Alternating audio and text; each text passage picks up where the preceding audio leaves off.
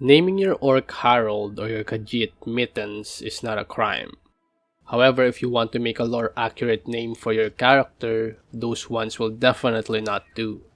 Lucky for you, I'm a role-playing nerd who is willing to spend hours just choosing the best name for my Elder Scroll characters. I mean, there's a deep reason why my vampire nord is named Daisuke, and my main Argonian character that I always play in any Elder Scrolls title is named Wonders Not Lost. So let me share some of the few ways how I choose names when I'm creating characters and unique builds in any Elder Scrolls game. And since the Oblivion Remaster just released, I hope this can help new players who are having a hard time naming their creations.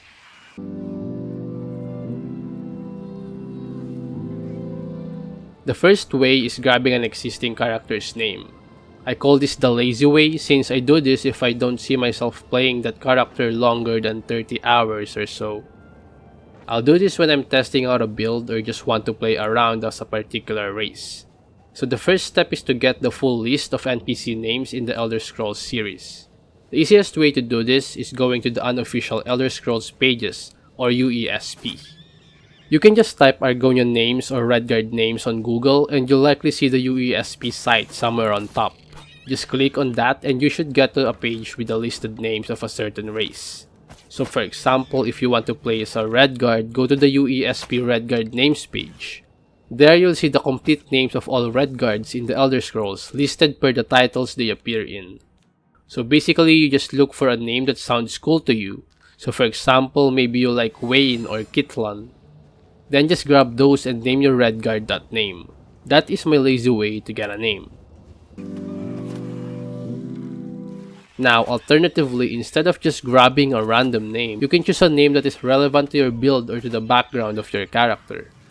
So the first step is the same as the lazy way. You go to the UESP page and grab a bunch of names. So for example, I have this character named Daisuke that I played in the OG Oblivion. Daisuke was a name I got from ESO, which is the name of a Nord who was murdered by the assassin of Queen Gerhild.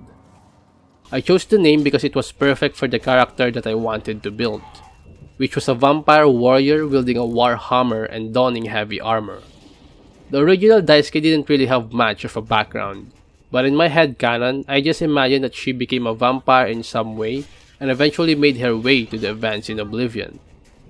Some other ways that this can apply is by grabbing a name of an NPC that has the same major skills or class of your character.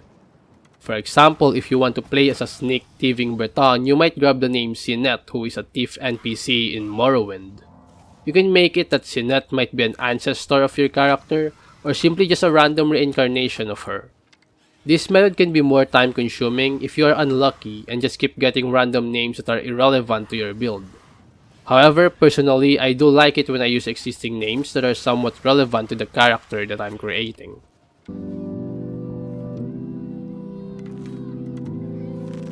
If you don't know, NPC names follow a naming convention relevant to their races. This is why you don't see a Khajiit named Falicius Erectus or an Imperial named Gorak Lubuk. Now, there are mainly two ways to do this. First is by following the naming convention from Arena and Daggerfall.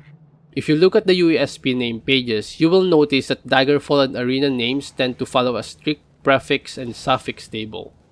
Basically, the game generates NPC names based on this table, making the name creation easier.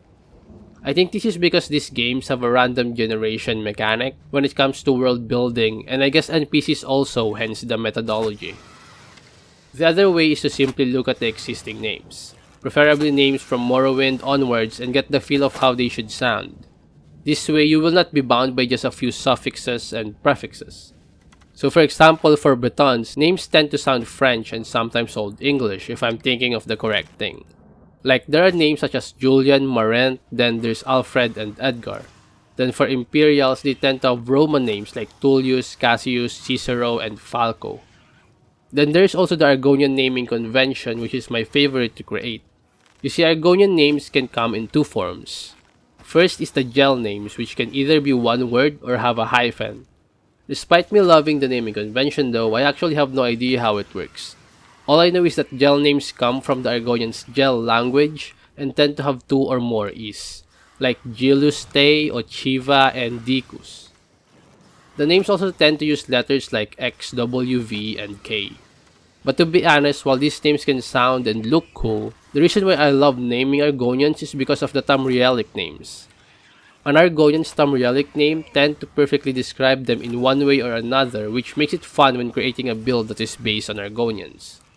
So for example, the name City Swimmer refers to an Argonian who likes to sneak around the city, swimming swiftly like a fish. In Morrowind, there is only He Stands There, who is an Argonian healer who stands in a corner. In ESO, there is Silent Moss, who is a shadow scale and is just crouched behind a boulder. Then the most popular of all is Lift Sartell, who is the star of the book Lusty Argonian Maid, and we all know why that is her name. Now, while naming conventions can be locked behind races, it is still possible to name a character differently from the usual convention. Meaning you can name a Dunmer Mage Alfred Frey or an Argonian Merandil if you create a certain background for them. For example, your Dunmer Mage Alfred may have been an orphan and was adopted by a wealthy Breton family named Frey.